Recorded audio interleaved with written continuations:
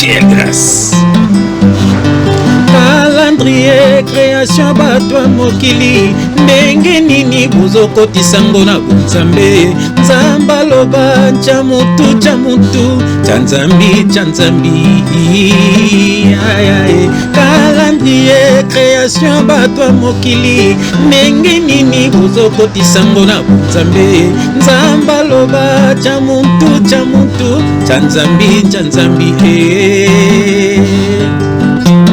Bien aimé, comme la fin du mois, bakoko diso ba jeune, il y a 3 mois, il y a 4 mois, bien aimé, il y a ni nyango, il y a sur le calendrier, nous sommes comme ça le calendrier, nous sommes mokili, comme on est Grégoire 13, après ça on peut comme on est calendrier grégorien, mamai, ben tu peux pas le calendrier là-bas, bien aimé, ils ont 9 pays, parce que le calendrier grégorien dit, donc ils ont ganga bon année awa, bamba ganga bon année té, oh bien aimé la muka.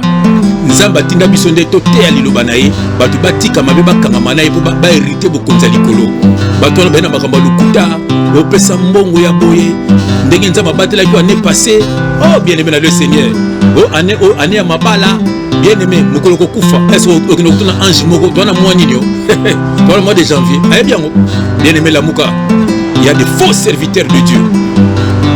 Calendrier création bato mokili ndenge nini bozokotisa ngo na Nzambe Nzamba loba chamuntu chanzambi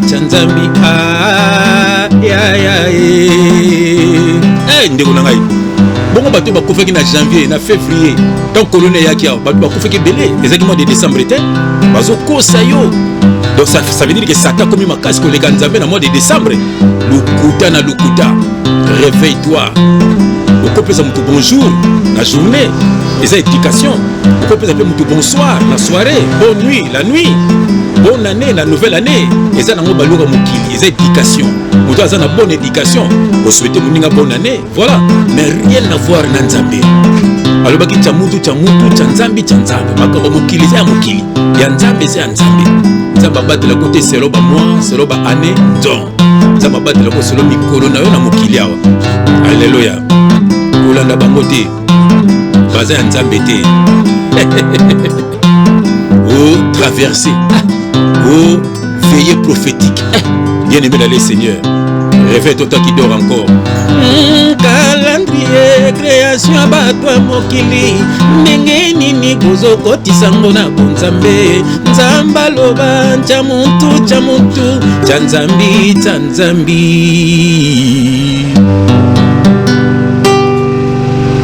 Quelle grâce! Chamutu chanzambi na sia mukilo tozana ba montre pour la organiser tozana ba calendrier pour la organiser rien à voir na Nzambe bien mes amis c'est les choses spirituelles l'ande mission au côté yama au nom de Jésus-Christ. Ciao.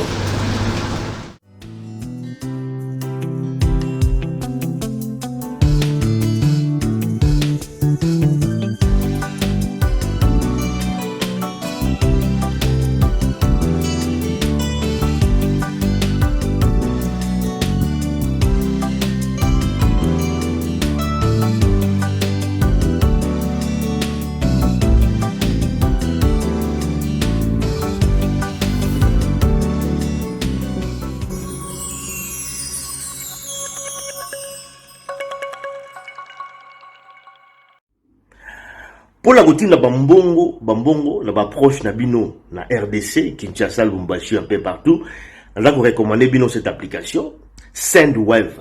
Sendwave c'est une application à télécharger na téléphone mobile na bino beaucoup télécharger à partir à Play Store Apple Store et autres au télécharger application na téléphone na yo au s'inscrire c'est-à-dire au ti kombo na yo au ti adresse mail na yo et puis au ti également numéro. Il y a carte qu'on peut utiliser pour l'antenne d'ambon. C'est facile pour l'antenne d'ambon, on va proche d'abino, à travers porte-monnaie mobile na bango, un PESA, Airtel Money, Orange Money, nous souvent dans le téléphone parce que dans le téléphone comme là compte. Facilement utilisé aux ananda kunayo au ti musala aux fatigué urgence mo uti na Kinshasa au tindambongo et puis au côté de l'application non c'est beaucoup plus facile au tinimbongo et bien voilà donc et kei na bo petenyoso en toute facilité et puis ils ont la sécurité à makasi donc on va vous recommander bino cette application Sendwave ezali kitoko pour ntina bambongo na bandeko na biso au bazali na Afrique. Alors pour l'utilisation à liboso, la première utilisation, il y a un code promo moko au réutiliser. Eh bien, pour la code promo wana bokei na icône wana boza komona mon icône wana bo cliquer sur cette icône et puis aller vers saisir votre code promo. Et code promo ezali kombo nanga Alimia, A-L-I-M-I-A. So, code promo, vous allez un cadeau, il y a bienvenue, vous allez bonus, il y a 10 euros au bord de la compte. Bien, bon, hésitez, vous allez très bien cette application. Au lieu de vous faire un long, la bagage, il y a envoi, il y a bongo.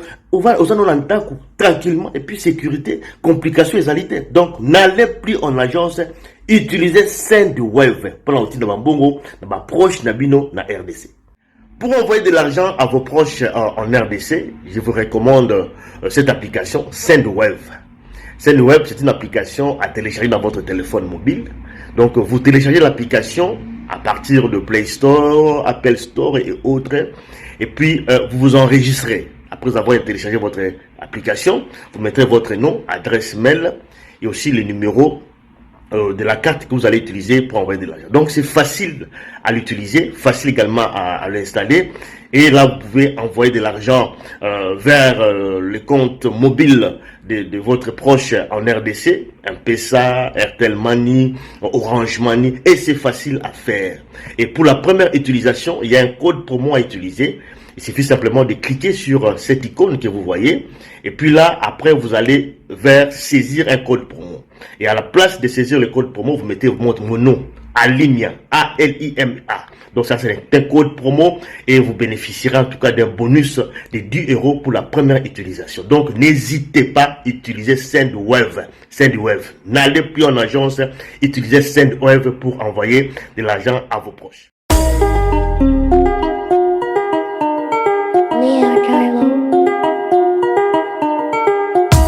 Congolais et Congolaises, habitants du monde entier, dans l'optique de vouloir vous offrir un cadre de vie sain, paisible et sécurisé, Toronto City VIP de Malouk met en vente des terrains de 20 mètres carrés à bon prix. Ces terrains bénéficieront de l'eau potable, l'électricité et des voies gravelleuses. Situé à proximité de la zone économique spéciale de Maluku et voisin des sites Vodacom en République démocratique du Congo, Toronto City VIP se démarque par l'originalité et la beauté de son espace en vous offrant des terrains déjà cadastrés.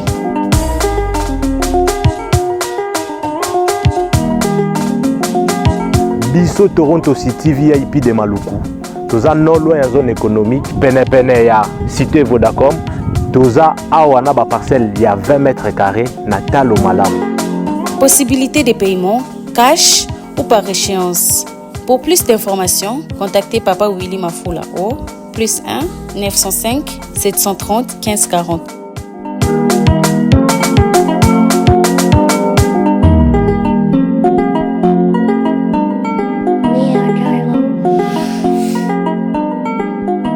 Offre limitée dans la mesure du stock disponible.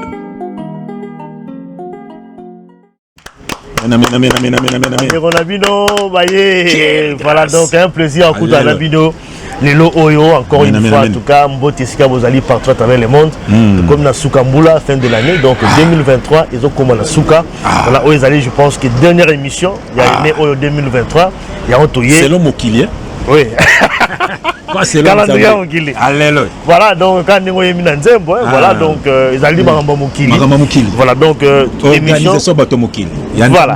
C'est pourquoi tu es Lelo encore une fois. Amen. Dans l'émission Oyo Mbote, mon frère Jean-François Fongué. On est toujours ensemble. Dans la bonne année, Oui, c'est pas un péché. C'est pas un péché. Comme on dit bonjour. Comme on dit, ils ont éducation. Les éducations. Bien éduqué. Après, ça sera bonjour. Après, ça sera bonsoir. Après, ça sera bon après-midi. Après, ça sera bonne année. Voilà. Mais tu as un rituel. Voilà.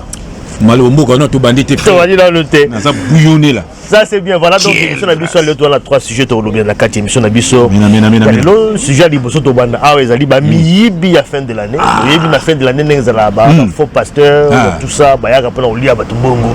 Voilà donc tout ça là boyé, tout kuta na boyé, bongo ya boyé à fin de l'année tout ça.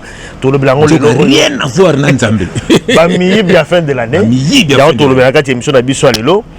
Et puis deuxième sujet, ils allaient sur ma fausse prophétie. Vous voyez, dans l'élection, il y a faux prophète, faux serviteur de Dieu, il y a prophétie comme quoi, dans là, dans le baki, avant l'élection, il y a deux. Tu perds en tout cas candidat moyen élection à Koufa, nous sommes dans la chaise roulante. Je l'ai tatoué également le baki, mais l'élection qu'on s'est raté. Donc il y a des gens et puis le lobby Nzambe mon lobby. Vraiment. Et le retour ma professeur a tout échoué et Betty Poto élection ils ont dit candidat moi Koufité candidat moi à la chaise roulante. Vraiment. Tout le banine. Est-ce que Nzambe va encore ça frère? Vraiment. Est-ce que Nzambe va encore ça mal loba oh ça limité. Vraiment. Tout le lobby on la katia. Il faut kanga batuana bino ba politicien wana. Ma fausse prophétie tout le Nzambe a opinir bango. Yango et puis na souka sur l'élection boka na biso RDC to kolobela sur l'élection boye élection zalaki organisée le 20 décembre na ba condition oyo zalaki mais bon élection salemi. Voilà. Donc bien que ça peut prolonger aussi le 21 bah, tu peux voter apparemment le 22 également mais élection salemi mais tu remarques pas ça moi compte rendu sur l'élection au début après je chaque fois il faut sur l'élection il y a boka na biso ni tozela en tout cas la ba condition ba bonama dans beaucoup d'émissions. Voilà 3 éléments où tu bombes les bino l'émission la bino il y a l'eau il y a les dernières émissions frère de tout le bino calendrier mokili voilà il y a année au début calendrier création badwa mokili ndenge nini bozoko tisangona bunzambe nzambalo ba chamuntu chanzambi ya voilà bon ça l'a pété comme tu le dis Sendwave au continent dans le Congo Sendwave application là sous bakula ngoyo dans sous bandeko na Congo na Kinshasa moi transfert ou le osala mulongo na agence Sendwave application au télécharger na téléphone na yo directement au tindeli mbongo na ndeko na yo oyo aza na mboka voilà donc frère voilà sujet émission na biso na éviter avant to kota to banda amen mais qui avant to bondi là na pesa vraiment mbote na mutu mo landaka biso anytime voilà c'est na biso Eunice Banze ça c'est notre sœur voilà na kati alos to pesi mbote na papa to boseni pete commandant eso bien parlé commandant eso sans oublier Boketi Wayambo quelle grâce ngompame combattant koko chouette voilà amen amen wala mamba mokili nzamba tikala nzambe yemta tinda bino quelle grâce frère muntu bondela makam to lobio surtout ba faux serviteur de Dieu na ba prophétie na bango surtout Joël Tatua te mondelo lokola suki na ibite nini bato beta makofi nzamba permettre biso frère ko permettre tipena to na ko beta bato wana vraiment tala suki dalo suki dulu suki dida ataka pe ndeke na mutu un faux serviteur de Dieu bien na monito bondela yambo to passe la makomi au nom de Jésus-Christ éternel Dieu des armées papa merci dengo so telemisa biso papa to lembate to na parole tane bazo kosa bana na yo papa c'est le calendrier mokili po ba nyoko la bango bazo ba mbongo na bango ba kosa bango papa ombulo ya boye rien à voir na yo nzam otinda biso papa to te ya batu bo solo balonga na vie ya péché pe bakangama na yo papa yango papa tikete message oyo esa misala na bomo ya bana na yo mais nous obatela toujours frère alimia na libota na ye ozo pese makasi pe intelligence pe tokuta na rapoto sala toujours be mission na nzam na bato yo papa balandaka biso batela bango batela ba famille na bango batela papa misala na bango o bazangi misala pesa o bazana ba maladie pesa guérison o bazana ba mawa pesa esengo nzam le boko no simba moko papa totiki message na maboko na nzam que le Saint-Esprit parle pour l'édification de ton peuple au nom de Jésus-Christ nous avons ainsi prié et nous disons amen. Amen. Amen, amen, amen, amen. Oh, bien aimé, soyez dans la joie. Ningana bandeko na bino. On est là. To lobaki na bino. Nyoso to komona, nyoso to yoka, to ko bimisa na poisa na bitu moko kaka. Bana nzabe bazala édifié au nom de Jésus-Christ. Amen, amen, amen. Merci en tout cas pour la prière, frère Jean-François. Il faut que tu aies rapidement. Amen. Émission na biso, il y a les lots. Voilà donc. Tout d'abord la bien fait de l'année parce que à la fin de l'année oui je crois que le message est belé za koleka na bangomba tout ça 3 jours sur la prière vous voyez frère bien fait un mois 3 mois fais-moi benga na petit mois ana 3 mois ya jeune bamba lukuta banga bandoki baboma o bakufa kisiko na février na ba mars wana so yale kini alors frère tout le bien quand même sur bien fin de l'année je crois que na bangomba est belé presque nyonso ba profiter quand même dans moment où pour la soutirer balanzambe bongo makambo alors il y a d'abord frère est-ce que prière quand il y a fin de l'année de combattre la mutunamboule les accompagner. Vraiment. Na otanga verset moko. Bien nous dans Colossiens chapitre 2 verset 8. Mais je vais essuyer mes lunettes pour n'attendre malam frère. Pour n'attendre malam. Ya mon frère, faut n'attendre malam pour to boy au kamika da bango on ko fait que fait le papa tout frère je fatanga ma bien je mes lunettes. J'aime quand je mets mes lunettes. Quelle grâce. Alléluia. Frère Yoka. Colossiens chapitre 2 verset 8, je vais lire au nom de Jésus-Christ. Prenez garde, frère Yoka. Prenez garde que personne ne fasse de vous sa proie. Voilà. Mon frère Yoka, par la philosophie et par une vaine tromperie. Yoka, s'appuyant sur les traditions des hommes. Yoka frère, sur les principes élémentaires du monde. Mon frère, et non sur Christ. Voilà. Et non sur Christ. Bah s'appuyer, frère, na makamba bato mokili, bah s'appuyer na makamba zoleka na mokili, bah s'appuyer na bango na Yesu te. Bah par une vaine tromperie. Bah ko saba na nzam, l'évangile de la peur. Voilà, évangile de la peur. Donc oh yazana Yesu frère. Azo dominer babi nous sommes plus que vainqueurs frère. Oh yazana Yesu. Donc mo bazo ko saba na nzambe, yum tozana Yesu. Okubanga ndokinde akubanga yo. Ozomona, ya moniki biso to funa bana nzambe fait ba calendrier wana ezali biloko bato mokili ozomona voilà ça c'est vrai mais frère omoni quand même to lo ba moi mingi ba to lo ba mingi moi il y a décembre za moi moko ya likama mingi ba kufa pe moi mingi ba tira pe ba piège belé na bandeko na ba famille na suka mbula ba liaka bato na ba programme ba ça les marabina na suka mbuka bolia yo est-ce que ce n'est pas aussi malamu na moment ya suka mois de décembre ba pe ba faire de la mois prière pour que ba bimaka na moi ba piège ya parce que frère makambo lukuta parce que makambo na toujours zo ba za makambo mokili oya simba bina Yesu Yesu asimio na luboko frère na ko funga luboko ya Yesu kwa zoyo yana bi corona ezaki na mois de décembre été combien bakufa ki na corona ezaki na mois de décembre été ezobana bato bakufa ki soki na Chine so po train baluka ki wana ezaki na mois de décembre été donc bato bakufa na bonde bato batamingi kana décembre po bato bakosaka bato ezomona frère omoni ndoki banga kayo eza makambo lokoti yolo na kotanga ya vesi mona ninga kotanga mingi yoka frère lo na kotanga wa naza na Jean yolo na kotanga frère yolo na kotanga ndeko na ngai pour mona ke bato wana bakosaka bato frère soko za na Yesu frère yoka Yesu abatela ko selo calendrier mokilité yoka ya verset mo bato balandaka nga mingi ba yebi verset yoka toza na Jean chapitre 10 surtout sœur nanga Sarah na petite sœur Sarah mbote ndeko frère na biso Dan yepa linga ko mingi frère Dan yolo to tanga frère Jean chapitre 10, dans lequel on a verset 7. Et je vais lire au nom de Jésus-Christ, Yoka. Mes brebis entendent ma voix. Voilà. Je les connais. Ayebi ba bébine yoka. Et elles me suivent. Balandaka ye yozo landande ba faux serviteur. Oro landa Yesu. Yoka. Je leur donne la vie éternelle et elles ne périront jamais. Et personne ne les ravira de ma main. Muto kangami na Yesu bien aimé bapa ya bandoki ya famille bandoki ya quartier bandoki ya ba camarade bandoki ya monde physique monde spirituel bandoki ya ba collègue bakolonga yote po Yesu asimbio na loboko na ye oza na besoin ya janvier te février Yesu ayi makambo na te abatela ko mikolo nyonso ti mukolo mona ke ere ko ki yaka kupema voilà po to kende lola il faut to kufa po pre o kende pe lifelo il faut kufa et on de voyage na biso et on nzemo na embaka voyage ya suke zalindeli avion ya suka ezalinde cercueil mboka ya suka paradis nde lifeloe ouais paradis to lifeloe tout dépend de la façon dont toi tu vis dans le monde voilà donc ya nzemo ko ya kalate voilà nzemo ba kitoko ya kitoko makasi zomona donc bazo ko sabino zomona nzamba abatelaka biso mikolo nyonso moni frère donc eza nango te nyonso kaba nyonso bandoki eza na pouvoir te na vie na yo moni frère voilà mais frère quand même Nzambe abateli yo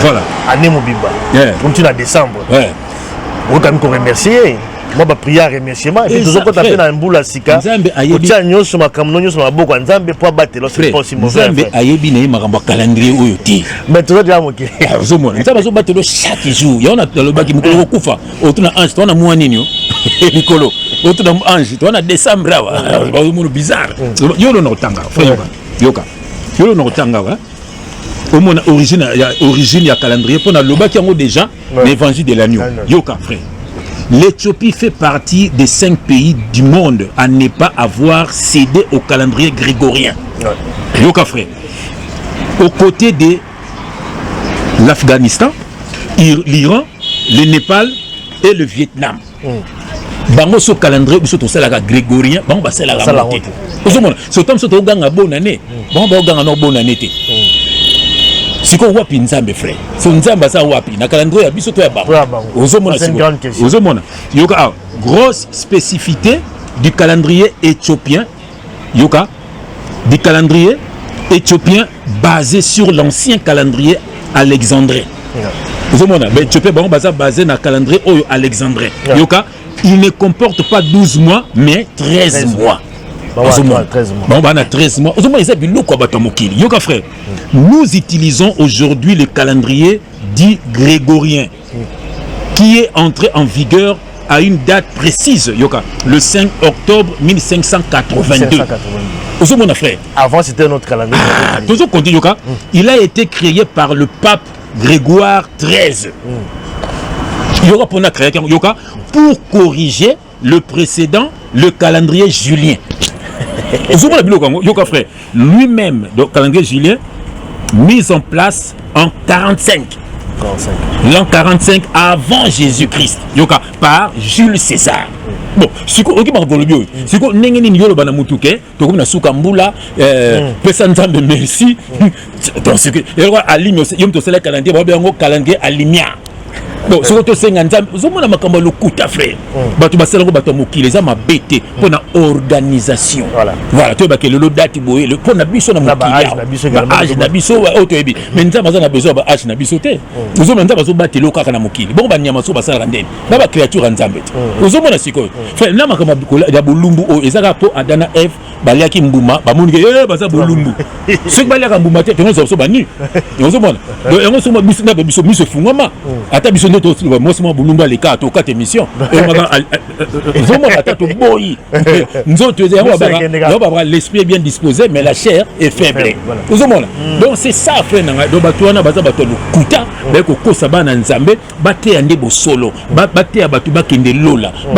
Ce que Dieu te demande, c'est la repentance, frère. Que veut dire la repentance? Le retour vers Dieu, l'abandon du péché. C'est ça, frère. Voilà, c'est ça. Et moi, Jésus, on doit dire, repentez-vous, car le royaume des cieux est proche.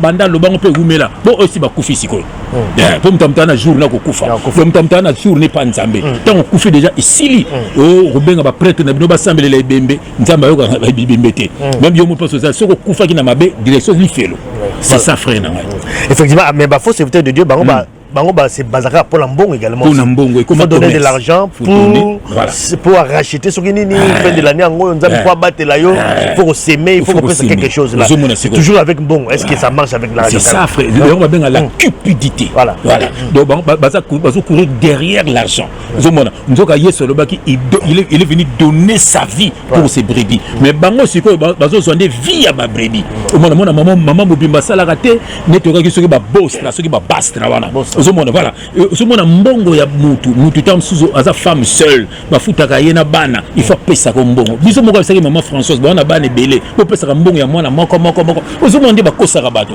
là c'est maman Françoise mamba lukuta motinza ba bimsa biso na baza ba esclave ba non so baza ba esclave dans les bâtiments ces gens là baza na bato pour dépouiller bango ce monde donc c'est ça frère mais ce que quand même aussi bandimi aussi ba pesa pe mbongo fait facilement c'est la fin de l'année donne facilement l'argent si tu as quoi alors frère baza sous l'emprise à diable et tel quoi mutu moïse mbie to moni ba vidéo to taba tuna mai bato bazo tout quoi voilà bazo ko bon esprit à mai njoka le to na baptême na souté l'eau bien na bible bien aimé et ça va révélation bien aimé to ça na mai wana souté baptême ta sala ngo na minito ezali moko yesu nous omona de bango retourne na mai azonso na baptême ya Jean-Baptiste aux disciples Jean Baptiste c'est Jésus-Christ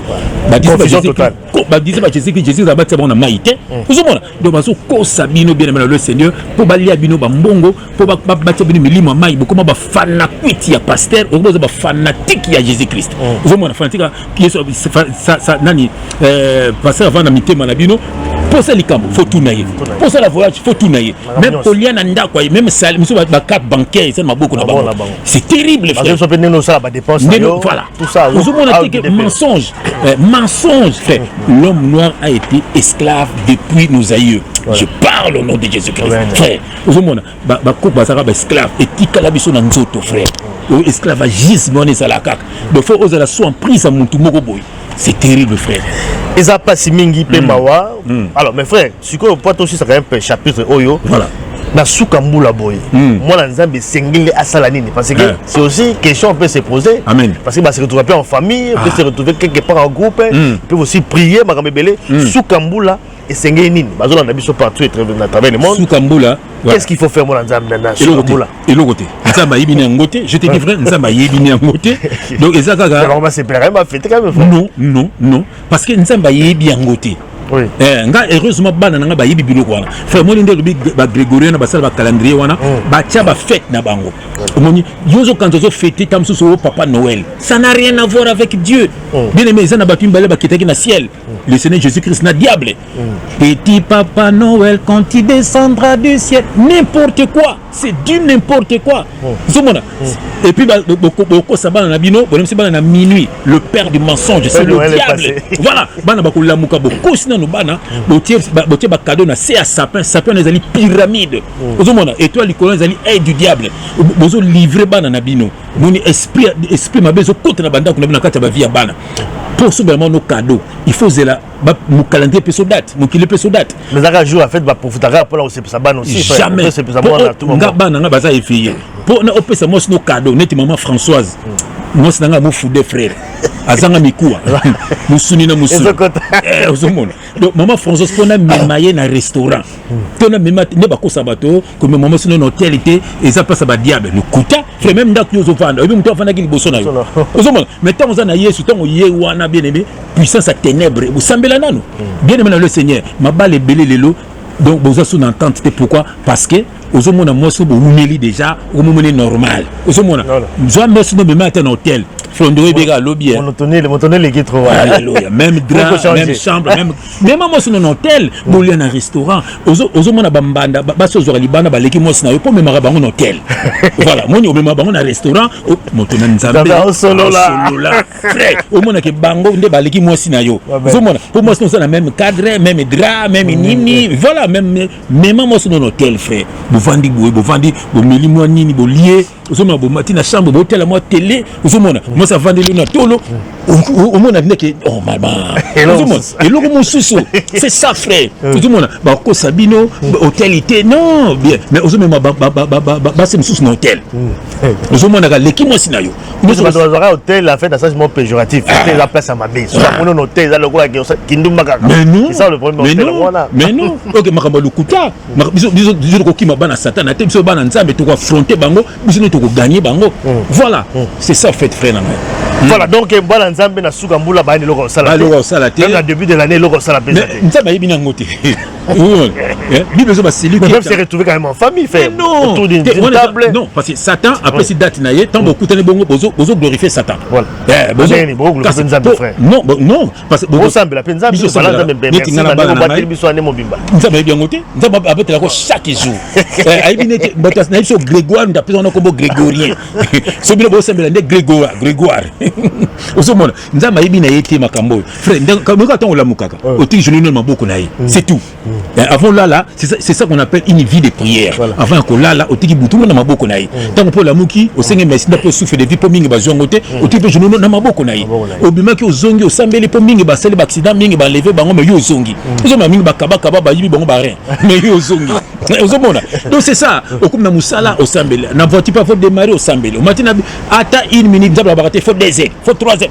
organisation du monde nzabaza zade na connexion frère na yengo yesu c'est ça aibine janvier té aibine 2000 ce qui n'unité abatela ko chaque jour yone soki non ba biko le belé bana ba calendrier na bango tant yo gangi bonani bon ba gangi bonani té so nzamaza ana bango to azana calendrier ozomona siko donc biloko na frère biso to sala mso logo mokote bien mais vraie fête na yo oko sala vraie fête na yo les anniversaires na yo que fête na yo okokimbula quand même calendrier mokili aussi frère kanzambe té kasi yango la biti kasi ya yo kasi on a mokili obiki na koki 10 ans na koki 20 ans c'est le calendrier wana na benga ta bandi tomela ta yo ezateke na calendrier ba pesi date moko boy yo landi date wana bazo célébrer Dieu soleil na même moi c'est na restaurant Saint-Valentin bolati ba rouge noir ozomona rituel omona kuna Halloween bana botie bango ba démon mon clip Michael Jackson a bien c'est ba démon ba to ba kufa c'est ça Halloween bazo sepela na ba démon bino mana biso bana to ko kota na biloko wana te c'est ça bien aimé comme ça ne loko moroté zano normal netika ba jour non là ba surtout mais si on a besoin de restaurant na yo benga famille na yo et aka jour hotel pour bango ba ke yo pour kei donc au côté na nini na bango mais quand même tu souhaiter quand même bonne année na bandi on a biso bonne année bien sûr bonne année na bandi on a biso souhaiter oui na ndenga mokili bonjour pour la nouvelle journée oui to baka bonsoir to mibutu et ça fait une éducation muté bo pesa bonjour te aza mal éduqué voilà ouais même ma famille on tira ka yo bango te voilà bonne année oui c'est le calendrier to comme année sikate bonne ça n'a rien à voir avec Dieu il y a des nzambe na comme na bonne année na comme na mbula sika yebi angote na bato mokili entre nous oui quand on souhaiter bonne année na Picho Patch de Norvège Picho Patch de Norvège à Belgique bonne année na Picho Patch bonne année na Sephora Tamba de Kinshasa ma chère Sephora Tamba bonne année bonne année na Pacho Panda également Pacho Panda quelle grâce voilà donc bonne année na bali on a biso nyoso voilà on balinga biso bonne année ça on souhaiter quand même mais la spécialité des fêtes de famille voilà donc ils ont une journée normale donc boluka ba tracasserie te baso ko tana ba nyongo azuma nyongo pour la fête pour la fête dans la côte nyongo donc ça sert à rien voilà donc bon on a bien normal voilà donc et puis voilà donc on est allé première partie. Amen, amen. L'émission n'a pas sur les autres, sur le deuxième dossier. Deuxième dossier, ils allaient sur fausse prophétie. Oh là là, fausse prophétie. Il y a des autres canapés, ils ont bébé, ça peut pas dans un bébé. Je crois que dans un bébé, quand même trop dans ma prophétie. C'est pour une faux serviteur de Dieu, comme bébé. Quand la prophétie à l'okuta, la prophétie à la sombre, un diable. Comment peut-on acheter ma prophétie dans le monde des ténèbres? Quand la prophétie est ça va dans un bébé, il y a des bébés dans le monde. Toujours parce que fausse prophétie, nous allons revenir sur prophétie à Roland Dalo. Là, je vais le tatou, pour la élection. Roland Dalo, le baki. Belé, mon souple. Baki belé. Baki belé, mais tout le monde a mis balé quand même. Baki belé. Mi balé, ça quand même belé. Alors baki, Roland Dalo, le baki, na campagne électorale, bon, on a vraiment excellent dans 4 émissions, la biso oyo. Candidat Moura en Koufa, et puis Moura dans la chaise roulante. Il a ainsi dit l'Éternel qui a dit ça. Et puis il a dit, attaquez peu comme un zan. A bangi n'écoutez l'autre côté. Je vais t'attendre tout à l'heure, mais l'élection et qu'on a atteint la salle qui c'est, il n'y aura pas d'élection. Bah on tourne balé, petit poteau. Petit bordure. Ta cousine pota, motoazima, ta cousine bouididi, motoazima, nzila velele. Avant les échéances électorales l'année prochaine, retenez ces jours et ceci. Il y aura un grand deuil dans ces nations. Un grand candidat. Dieu va les retirer. Et un autre, il sera sur une chaise roulante. Parce que Dieu l'a décidé. Je répète ce que j'ai vu. J'ai vu que le processus est allé normal. Et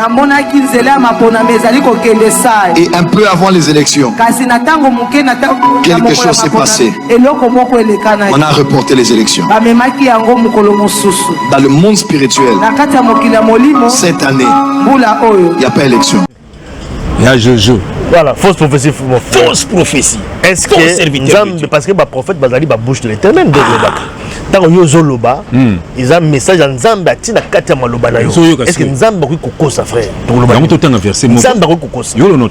Ézéchiel. Ézéchiel chapitre 22, dans lequel on a verset 28. Et j'ai lu au nom de Jésus-Christ. Et ces prophètes ont pour eux des enduits de plâtre. Des vaines visions, des oracles menteurs. Ils disent, ainsi parle le Seigneur, l'Éternel et l'Éternel ne leur a point parlé. L'Éternel leur a point parlé. Et puis natang wakalizala ki soki mutu moko lobi de la part du Seigneur ko gisamité ba bomiu. Ah la natang wakalizala ki ndengwa. Ozomona. Donc ça veut dire ozomona kenza batindi bangote eza bato yo ba ko lukambongo donc ba makamba lukuta donc ba fait ba sala ba penser na bango. À mon temps ça ba calcul à faire calculer les makamizo kende beti melo. Même Denis Lessi. Tant wenge ba sangana ki po ba beta stade de martyr. Mutu no samona ki ke ale makaba azalaki malade mutu nyonso monaki yango baki na ba prophétie moko na bango kokufa ti lelo ale makaba ngana beta alonga boso iko kangi ekangi amulika andi za malade on dirait pe Didi Masela za malade mais Didi Masela ye wana akomi kuna mukonzi ozomona do batalaka ndenge na élection ba monako ndire Moïse Katumbi azalaki un peu malade ozomona batali jo wana ndira zo bela eloko ba régularité pe bani c'est ni pe la prédité bani élection ko sala nous na ba vision na bango ozomona makanisi na bango ce ne sont pas des serviteurs de Dieu donc merci ndenge bino moko bozomona nzamba zo bimisa bango na poisa alors il est temps bokabona na bango bien mais nzamba tinda biso na d'église bâtimenti ezali makambo kala ezalaki ba prière na bandako ba yango ba groupe de prière ndenge nga na sambelaka na ndako na nga feni me pako babo lelo nakila ngo sambela pas JF lelo nakila ngo sambela pas frère Tangi Bangala mobala mama Violaine Waimpongi ozomona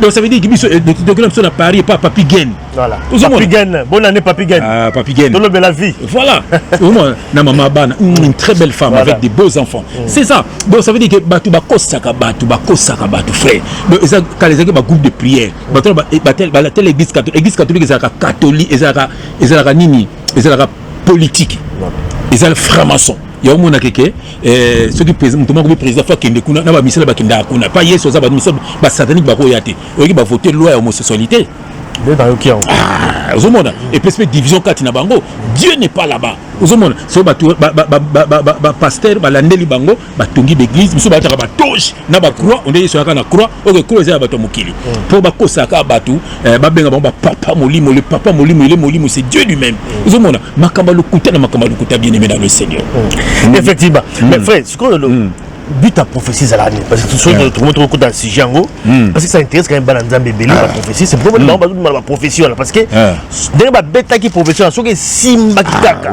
allez non be la bazu ba bon rebelle voilà ba récolter ça dit que ba comme ba Nzambe tala ba loba que ça ikokisami c'est que but à prophétie à l'année parce que comme belé ba prophétie ba comme pe belé ba faire dans la prophétie but à prophétie à l'année frère au monde ndenge olobaki awa monique prophétie c'est la bouche de Dieu d'un prophète voilà. C'est-à-dire eza titre eza ba don yo okolo bana mutu molo et salami pe donc ça veut dire que nza même tolobi katino pona mutu wana ozomona ça veut dire que ndenga na lobaka maman olangi soko bo oyima mama mobali na yo yaka ko loba nokito ko landa ye quelque temps landi donc eza que nza même tolobi na munoko nanga yo to senga afra makambo lobi ngabi ye batani na lobité moto mona ga kufaki donc ça dit que un prophète eza ayibi kutu mamba o lobate ozomona ça dit nza même talobi mo kuta kamo pe et salami donc auto ozomona ndé bazana o et puis talaka ilateli na yo sabe boko bango na misala na ba talaka ndenge ba lataka talaka ndenge na bango ozomona donc ça veut dire ils ne sont pas de Dieu but il y a prophétie ezali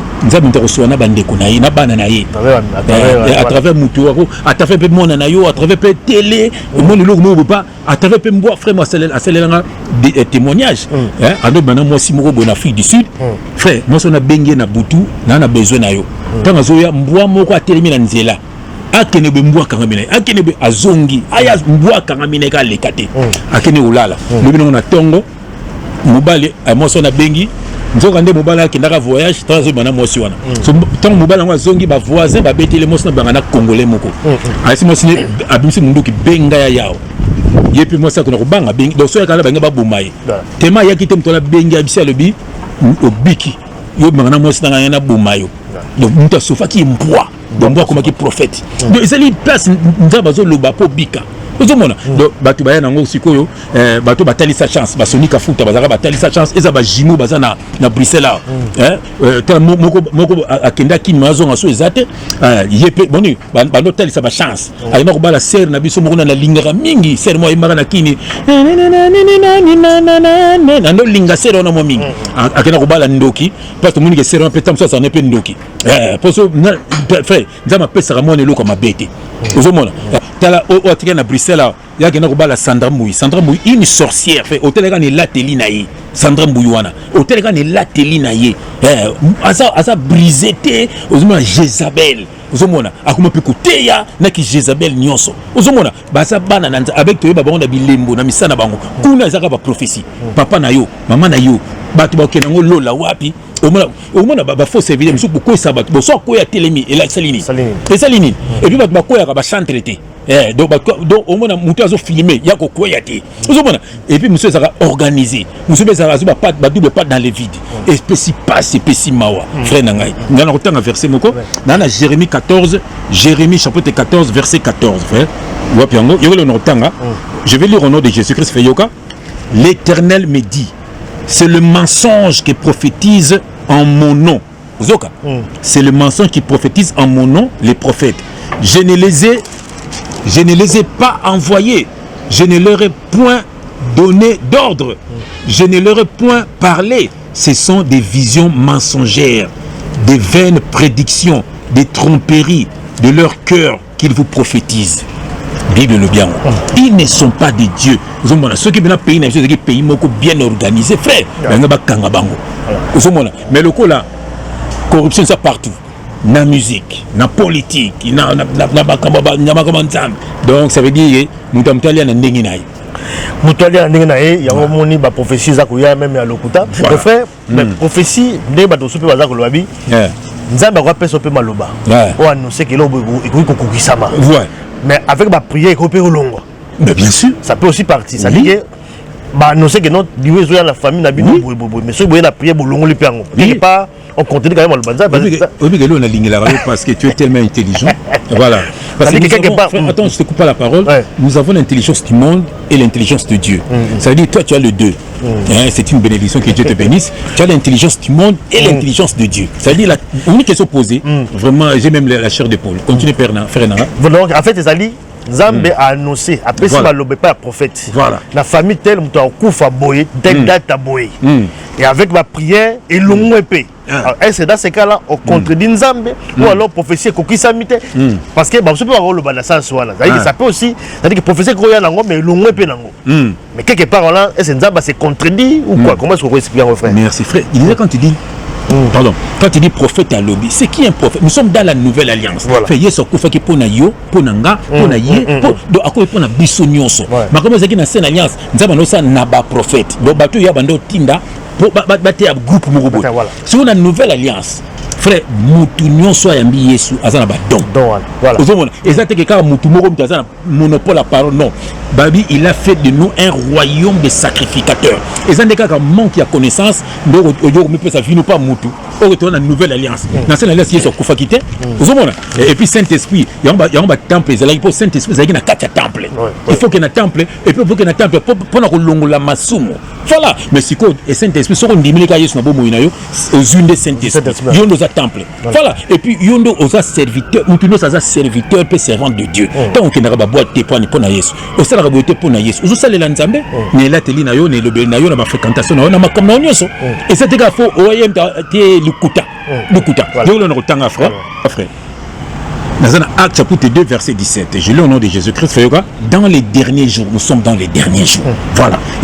Dit Dieu, je répandrai de mon esprit sur toute chair. Donc,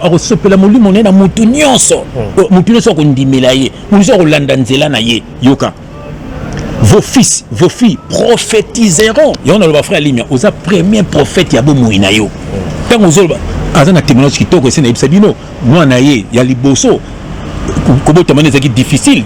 Tu peux se montrer Jordi, grand Diogo. Donc ça dit, docteur Lobagini, qui est mon akoufa, mon akoufa, ma malformation, ma bébé. Mais faire l'imalobi, jamais mon akoufa, ma malam. Le local à moi, Nikou, Amnezo Sala, un footballeur. Mon frère. Donc ça veut dire c'est ça. C'est ça. Panini, tu avais prophétisé. Tu as parlé.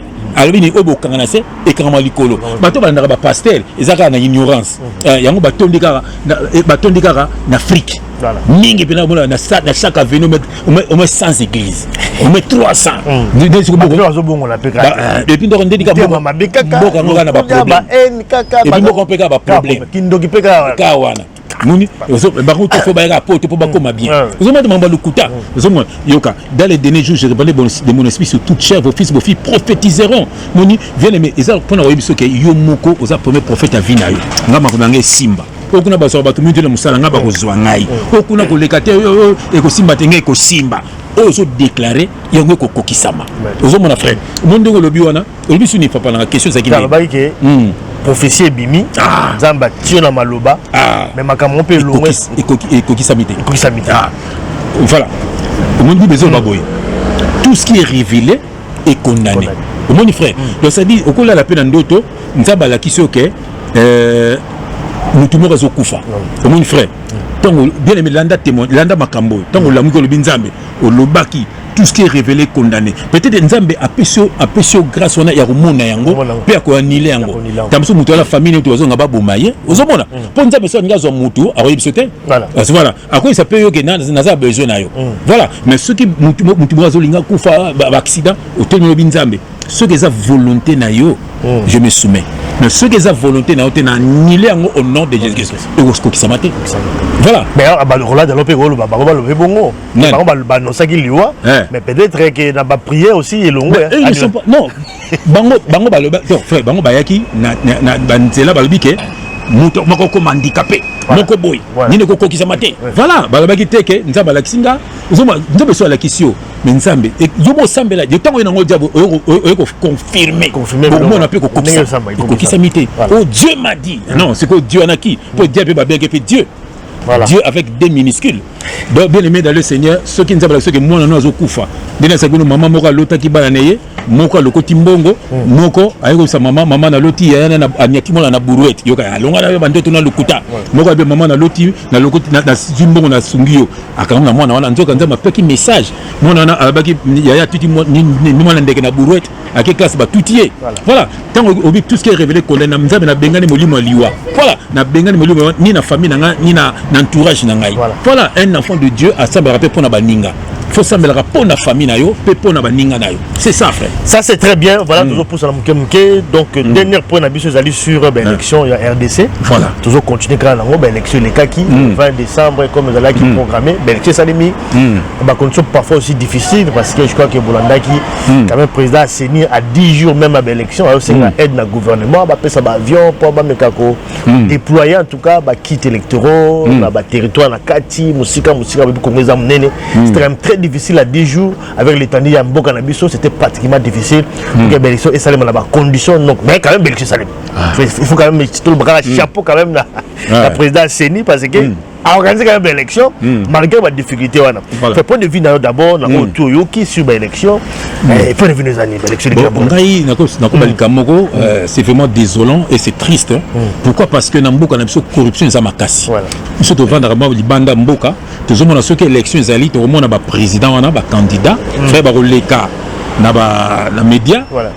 Na ba argument ba argument ba débat politique eux ko convaincre mutu na voter nani na programme na tout ça na projet société na ezalini ba défendre aussi ça on n'a pas vu ça aussi. On n'a pas vu ça au monde c'est attaque na bango personnel. Voilà et puis et na comme corruption de sentir que ba orchestre bazo yembe bazo pesa mbongo frère mbongo kaka oyo il fait tonga ba hôpital il fait tonga ba école il fait tonga ba nzela il faut ba biloko ko lia il faut batu do frère na poto avec chaque commune ils ont un hôpital à mener ils ont un grand marché ils ont tout le monde donc na Congo faut olonga Kinshasa no kendaka Tigombe do olonga Gombo kendaka non tout le monde arrondissement Vandi tout est là et même école donc il y a mondial so botama na Terbec à kola na Terbec à sala à kol à 6e classe na Terbec tout le monde à sibe musala na Terbec tout le monde à kufi pe na Terbec ba kola pe na cimetière na Terbec dans Belgique azana mons kaka na ko balo pe Bruxelles à habiter Bruxelles mais allez peut-être à 30-40 km à Bruxelles. Oui. Nous sommes à l'envers. À comment Bruxelles? Parce que nous, c'est ça. C'est tout près. Bambon, oh frère, tant on peut s'abattre le JB, on peut se non combien pour Yembela. Donc, corruption. Donc, Batutu, Bazo Yembela, Okona Bazo Yembela, Katumbi, Kuna Yembela, Tisekedi, donc, corruption. Bambon, on a besoin de Pesabatuana. Kuna na Congo, il faut soit pour Moutola, c'est Kolo Mogonayo.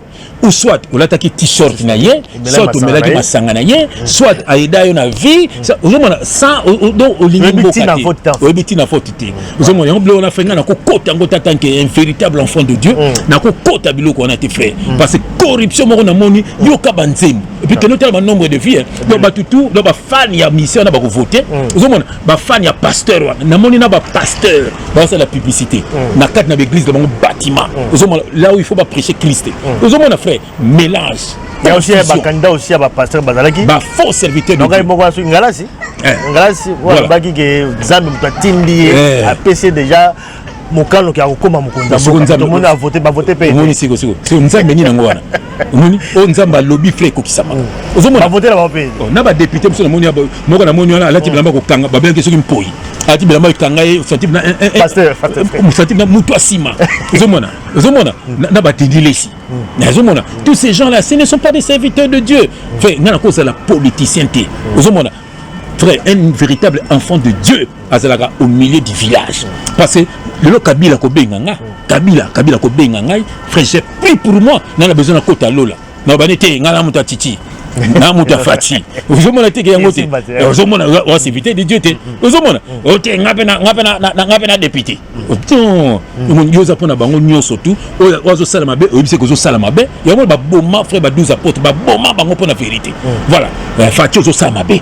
Nani ozo sa mabe fatia ko benga nga to prier nana ko benga nga to prier to ça la besoin ngai moko na ko sala wana te frère donc ça dit moto na nzambe akokoma politicien te mais moto na nzambe akozala na politicien et ça mabete ça mabete quand ça na yé lui appeler ça peut appeler ça conseil malade aussi bah oui ah ndu en réalité on a dit que yo aux amis c'est ba conseiller spirituel là bon ba pasteur mais ba plus d'avenir le cours sur les bambongo ba professeur le cours voilà ba ba bambongo ba banganga mais OK moto wana ko benga pe abi pris pour moi n'engna sala projet moko voilà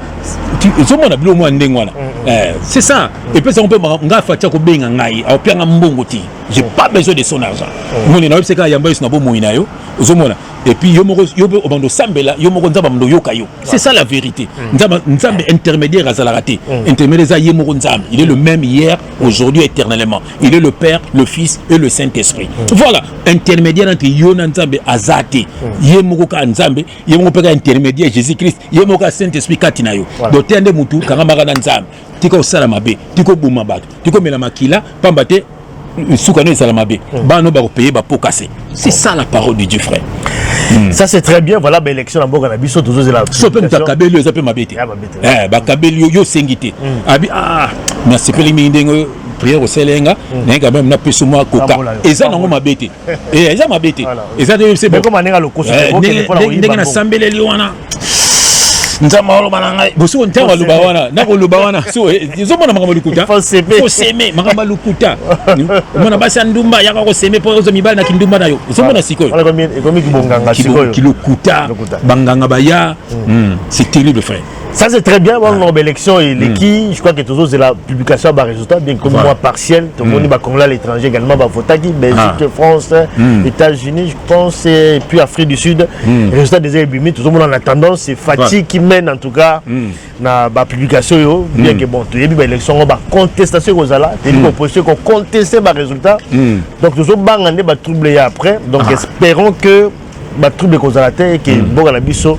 et ça la vraiment la kati ya paix mais que tout na est kuna il y a toujours souffrance c'est que na kati malobate ozo bano kito quoi mais omoni bato ba okamba wana soki ba yebi ndenzi non ba ba soki nde ba yebi nzambe soki nde ba banga ka vraiment nzambe nde mabe ko zala te mais so ba banga nzambe te baza assoiffé na pouvoir ya mbongo ya notoriété ya zomona rien donc ezaka o nibe akoboma pe muninga donc ça veut dire que malheureusement les angles politiques c'est ça aussi mais c'est ça la politique il y a un moment netinga naza na point de vue ta repère ça parce que ceux qui sont tam sous ali même tazawana na repère sa point de vue parce que je connais la personne et on va prier pour ça mais au bateau wana ngana éviter donc ils ont guerre au pouvoir gagner donc ça veut dire que les gars frères ils pitch pas dans le banane ça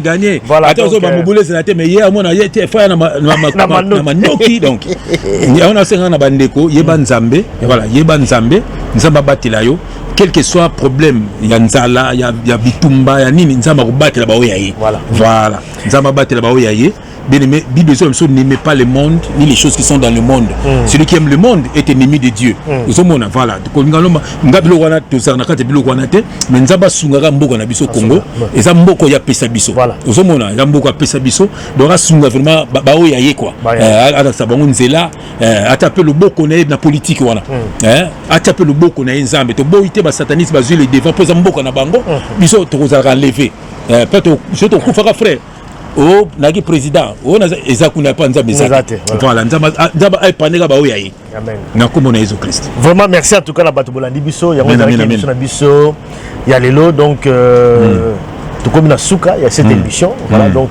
toujours souhaiter paix voilà so kimia ezala élection ezala occasion té il y a ba trouble en boka na biso voilà ezala occasion té parce que depuis que bingula pe bazali bazota la pe libanda depuis na ba frontière na biso quand même bangula pe baza mo mingi ba profiter de la situation oyo moi ba régularité les cas na élection pour profiter pour ba ko tia trouble on souhaite quand même que miel alors banzoyi bana besoin miel ba bon également la petit frère Christian Kapia.